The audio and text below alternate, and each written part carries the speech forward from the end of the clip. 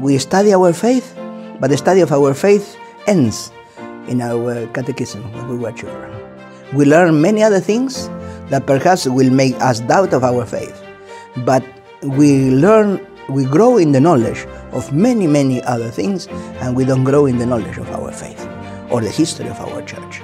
So therefore we have to study. And I think that these conferences will be a prompting to start studying better. Angelus Press presents its 2017 conference on Fatima, Our Lady's Answer to Three Revolutions. I'm Father Juan-Carlos Iscara.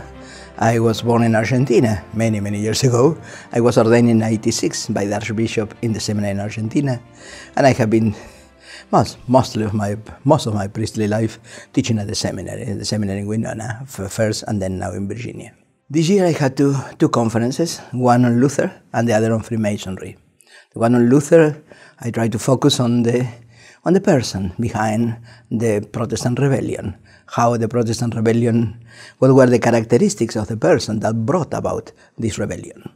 And on Freemasonry, considering that some of the speakers were far more competent than myself to talk about Freemasonry, I tried to focus in the ideological origins of Freemasonry and then in the reasons why the Church has condemned them. Is to see the crises, the revolutions that have come in history that tended to undermine. The intention was to, in fact, destroy the Catholic Church, and how, in spite of those attacks, the Church has survived. So the devastations have happened through the intervention of God, divine providence. They did not have the great damage that they could have caused. You see, and every time that there is one of these great crises, so God intervenes and brings in of this evil that God has permitted, a greater good is drawn. You see, especially, particularly with Luther, 1517, the so-called Reformation begins. So, great part of European Christendom is destroyed.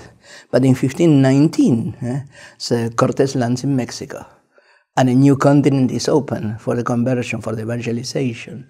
So a small part of Christendom is lost in Europe, and an immense Christendom is open in America.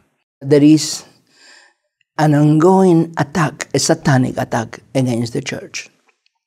That it is relentless, that it may have setbacks, but it comes back with a renewed strength.